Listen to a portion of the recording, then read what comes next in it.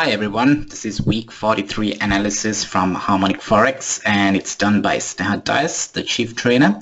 So I'd like to welcome each and every one of you into this session. And of course, before we go through, please do make sure that you go through the disclaimer that's on the screen. And let me start off by taking a look at the markets that I analyzed last week. So last week I was talking about a Euro-Swiss bat pattern, a Euro-Yen bat pattern, and a Dollar-Yen Gartley pattern. So let's do a reflection on this to see where these trades took us. So let's take a look at the Euro-Swiss. So if you guys have a chance, take a look at last week's video and you would see that I was saying that we would need to go long somewhere around the 1.08 region.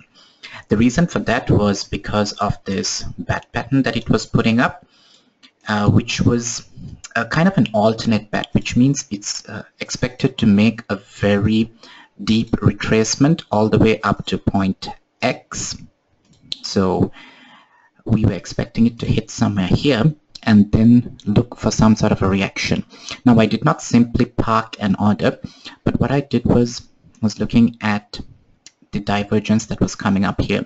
So you would see that this candle was my trigger bar because it told me that the price was going lower, but it was losing strength. So what do I mean by losing strength? Take a look here.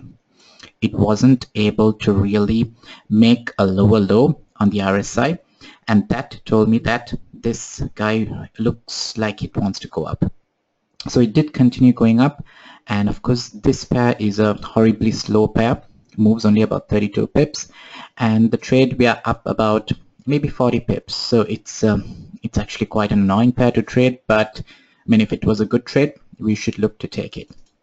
Okay, so then let's move to Euro Yen, and once again there was a perfect bat pattern to go long.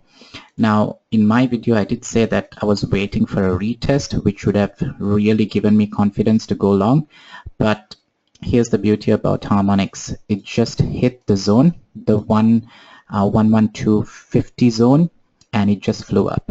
There was no coming back, and from this point onwards it has gone up almost 270 odd pips. So would have been a very good ride if you could have gotten in.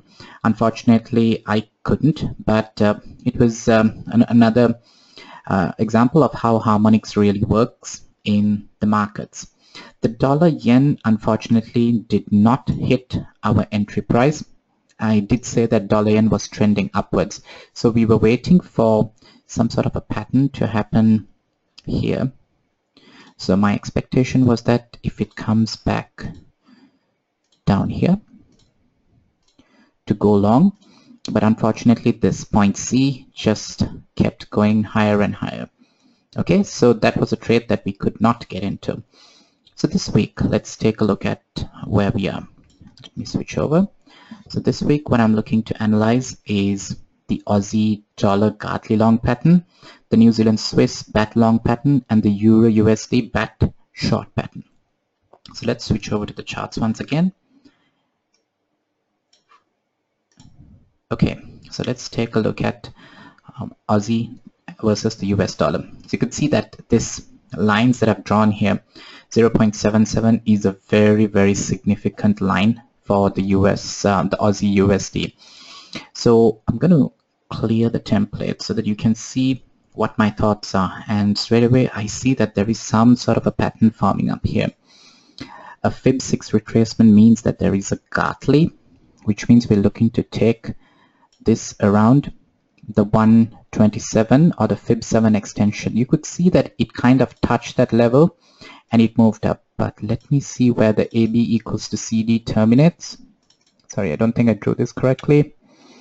And you could see that our PRZ it hasn't been touched yet, but it is very, very close. So what I'm looking for next week is maybe for this to come back down, maybe just touch here, and then look to go long on a pattern based the Gartley pattern that's being created. Stops will have to go below 0.75. But I've got a sense that Aussie is reversing downwards, so maybe this won't be a long trade.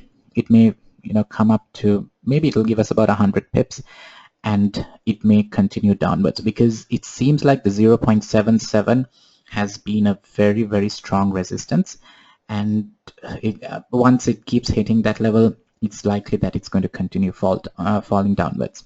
Okay, so you can see that the zone we're looking out for. I'm going to switch over to New Zealand Swiss, and once again let's take a look at what's happening over here. So let me clear this template first. Okay, so you would see that it has a nice support around this zone. So I'm going to see if I can find a sort of a bat pattern, which seems to be quite nice because there's a Fib 5 retracement here. Okay, and let me just do the remaining leg. So we're looking to trade at around the Fib 8, and I put in the AB equals to CD move. And you could see that we have a nice zone here at around 69.80. So if this guy moves down, once again, it's a slow pair, so don't expect too many miracles on the first couple of days. If it slowly comes towards that 0.7 level, this is where we can potentially go long. Okay, so I'll mark out that zone for you. It looks like a very tight confluence zone where potentially you would see the market turn. All right, the next one is EURUSD. EURUSD is on a downtrend. So you take a look at it. Last week there was a bit of a move upwards, but I'm still in the sense that this is in a downtrend. So any shorting opportunity, we should look to take it. And when I go down to the H1 chart, let me take a look at it on the H4 chart, I'm able to see a potential bat pattern that's coming up. You could see that, okay, it's touched Fib 5 quite nicely, come back down, made a retracement, and we could see that, okay, there is some confluence around Fib 8. Let me put in the AB equals to CD, and just nice. We can see that there is strong confluence around this level, the 1.1025 level, which is about 40 pips away. So I'm going to wait for this guy to go up here. My PRZ is around here, and I need all these numbers to be challenged. I need to see some reaction, and then I'll look to short. Stops go above this ugly looking bearish candle, which is just nice. And I also have a monthly level which I have drawn out through my previous charts. So I feel that this is going to be a good resistance. So maybe this guy will go up and touch this and then start falling. But my biasness is to be bearish on the EURUSD. All right. So I've analyzed 3 pairs for you: the Aussie dollar, the New Zealand Swiss, and the Euro dollar. Let's see how this pans out next week. And I'll be back somewhere around the beginning of the following week to review exactly what happened to these trades and also present some ideas for the following week. So until then, trade safe and all the best for the coming week.